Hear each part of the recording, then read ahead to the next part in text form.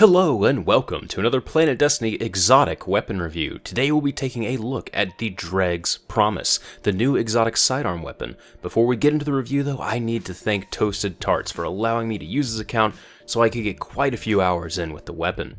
Alright, so to get this gun you actually have to complete the Elder Cipher exotic bounty that drops from the level 34 or 35 Prison of Elders. You get it after defeating the end boss of the challenge mode, not from the chest, and from there you have to open the Queen's Cache in the treasure room by using a treasure key. After that you turn it into Varric's and then wait a while for him to decrypt it. The time to complete this step varies. Some people are reporting it finishes in a few hours, and some people are saying it takes days to complete.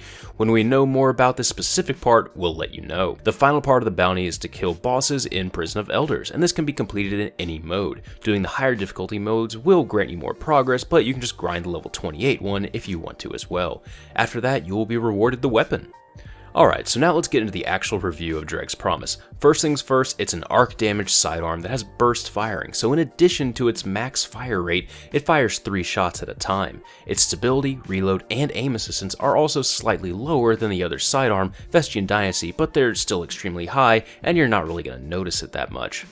The muzzle perks are actually a pretty easy choice. We start off with soft ballistics, less recoil, with a penalty to impact. The recoil is very easy to manage with this muzzle. The next one, CQB ballistics, offers greatly reduced recoil but a hefty penalty to range. Since the range is already so low on this gun, I'd avoid this one.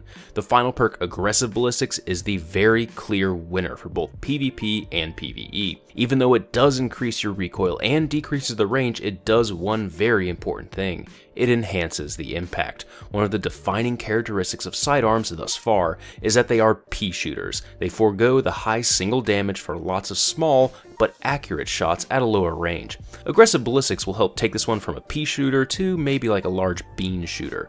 You won't be doing hand cannon level damage, but it's a noticeable increase. The first tier perk is one of the new ones called Grave Robber. If you score a melee hit while holding this weapon, you have a chance to completely refill the magazine. It procs maybe once every 5 or 6 melee kills, so don't count on it while in Crucible, but in PvE it helps alleviate some of the slower reload times if you can get lucky while being swarmed by thralls or acolytes. One of the other perks to help you with ammo is the one that comes in standard on all sidearms, called Reserve Ammo. When you respawn, if the ammo is completely empty, you'll respawn with a magazine and a bit more in reserve. It won't make it so it can be exclusively used in PvP, but it's nice to always know that you'll have a backup weapon for sticky situations. Now moving on to the second row perk choices, we have Snapshot, which will cause you to aim the weapon faster, Field Scout to increase the magazine size and reserve size, and Perfect Balance to help increase the stability. Since this weapon fires in burst fire, I can really only recommend Field Scout. It gives you 1 extra burst and a few extra magazines in reserve. Snapshot is okay, but a lot of the time you're going to be hip firing it since it's just so accurate at the closer ranges. And Perfect Balance is again good, but it doesn't make a huge overall difference on the final spread of the burst. The final perk is called Shock Rounds, and they have increased target acquisition and also bounce off surfaces much like skip rounds. The ricochet rounds don't really appear to home in on targets or have that much extra aim assistance, so this kind of feels like a disappointing perk overall. I ended up leveling the weapon a bit, and the difference before and after the perk was pretty much indistinguishable. So how does the weapon fare in PvE? Well, it does really well. Let's take a look at the damage stats on level 30 mobs as a level 32. Tier 1 enemies are going to take 308 body damage and 770 precision, so most enemies will go down in 1 burst to the body or 2 shots from a burst to the head. Tier 2 enemies will take 308 body and 385 precision, so about 3 to 6 bursts to take down a tier 2 target depending on what type of enemy that they actually are. So it actually works pretty well in PvE just based on damage, but let's look at where it's going to be useful. Its range is extremely low, so it's really only going to be effective in the shorter ranges, and those ranges are currently dominated by shotguns. It feels like it's in the same boat as the fusion rifles are. Not enough range to compete with snipers, and not enough damage to compete with the extremely powerful shotguns. It does okay at taking out those tier 1 enemies or removing an arc shield, but when it comes down to it, shotguns just do everything that it can do, but better. In PvP, the glaring issue isn't with the weapon itself, but with the sidearm weapon class as a whole. It isn't hit scan like normal weapons. It follows the fusion rifle or Vex Mytho class style, where each round has a very small travel time. While it isn't a huge issue if you're used to this, it's difficult for some people to get used to it. Hitting enemies that are moving side to side is much more difficult than enemies that are running on a semi-straight path.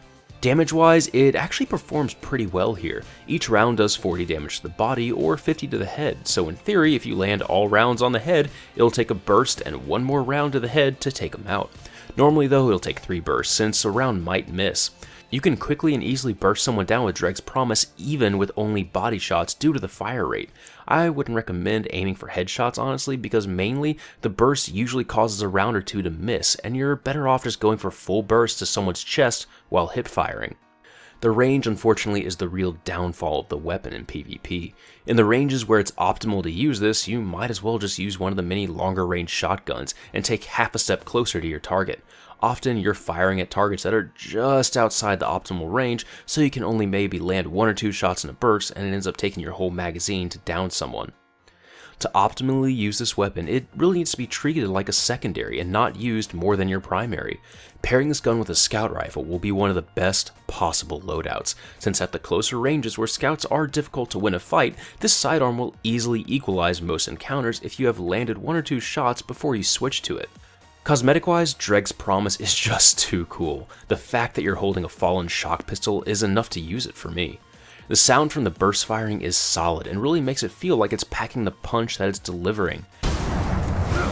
Zone A's captured. It's yours. The sights are nice and clear if you decide to aim down them, but the hip-firing sights are where I really have to give credit to Bungie. The hip-fire sights grow slightly larger as you shoot to signify that your rounds aren't as accurate, and they'll also represent where the burst is going perfectly. Put that icon on someone's neck and that burst will land right on their chest and head.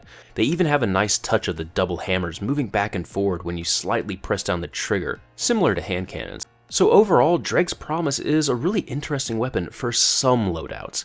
If you're looking for a secondary that sacrifices large single hits of damage for a bit more range than a shotgun, then you're in luck. It's able to provide that for both PvE and PvP. Just be aware that although it resembles a hand cannon, it isn't optimal to use as a primary in any situation.